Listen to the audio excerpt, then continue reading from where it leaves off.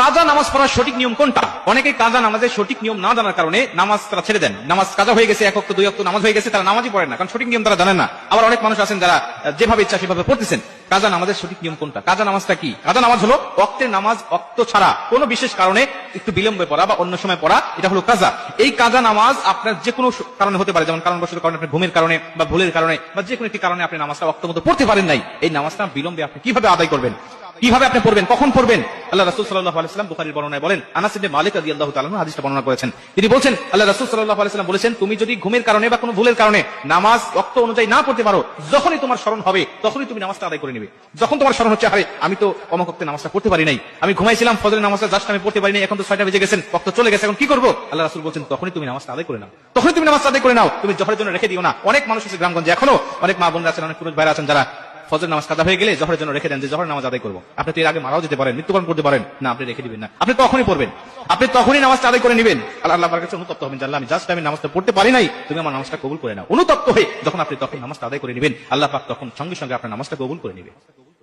মুসলমান ভাইরা আমার, খুব মনোযোগ দিয়ে কথাগুলো শুনে নেবেন।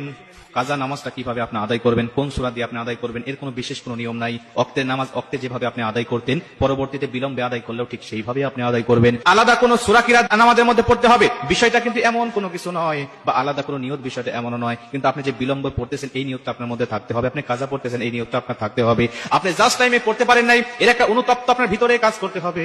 আল্লাহ পাকের কাছে একটি অনুতপ্ত আপনি দেখাবেন যে, মালিক, আমার উপরে যেই ওয়াক্তে নামাজটা ফরজ ছিল ওই ওয়াক্তে আমি পড়তে পারি নাই, বিলম্বে পড়তেছি, আল্লাহ তুমি আমার উপরে রাগান্বিত হইও না, আয় আমার মালিক তুমি আমাকে ক্ষমা করে দাও। এই অনুভূতিটা ভিতরে নিয়ে আপনি কাজা নামাজটা আপনি আদায় করবেন। যদি আপনার একাধিক নামাজ কাজা হয়ে যায়, যেমন জোহর, ফজর, আপনার আসর, মাগরিব 4 ওয়াক্ত নামাজ কাজা হয়ে গেছে, এরপরে আপনি সময় পেয়েছেন বা মনে হয়েছে এশারের নামাজের সময় আপনি কোন নামাজটা আগে পড়বেন, মুফাসসিরিন ইকরামরা বলেন সর্বপ্রথম তুমি ফজরের নামাজটা পড়বে, তারতিব হিসাবে আগের নামাজ আগে পড়ে নিবে, এরপরে জোহর, এরপরে আসর, এরপরে মাগরিব তুমি আদায় করে নিবে।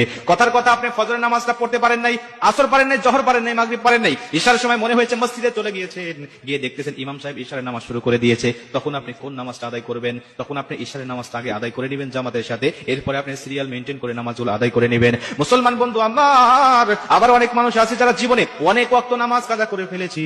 অনেক মানুষ আছেন 1 বছর, 2 বছর, 5 বছর নামাজ পড়েন নাই, কত ওয়াক্ত কাজা হয়েছে এর কোনো হিসাব নাই। তখন আপনি কিভাবে নামাজটা আদায় করবেন? মুফাসসিরিন ইকরামরা বলেন, তখন তুমি তোমার এই কাজা নামাজের জন্য আল্লাহ পাকের কাছে এতটাই অনুতপ্ত হয়ে তওবা করবা, আল্লাহ তুমি আমার জীবনের সব গুনাহগুলো মাফ করে দাও, আল্লাহ তুমি আমার জীবনের যত নামাজ কাজা হয়েছে মাফ করে দাও। একনিষ্ঠভাবে তওবা করবা, আর বেশি বেশি তুমি নফল নামাজ পড়তে থাকবা। আমার আল্লাহ রাব্বুল আলামিন তোমার এই তওবা কবুল করে নিয়ে অতীত জীবনের গুনাহগুলো মাফ করে দিবে। জোরে কোন সুবহানাল্লাহ।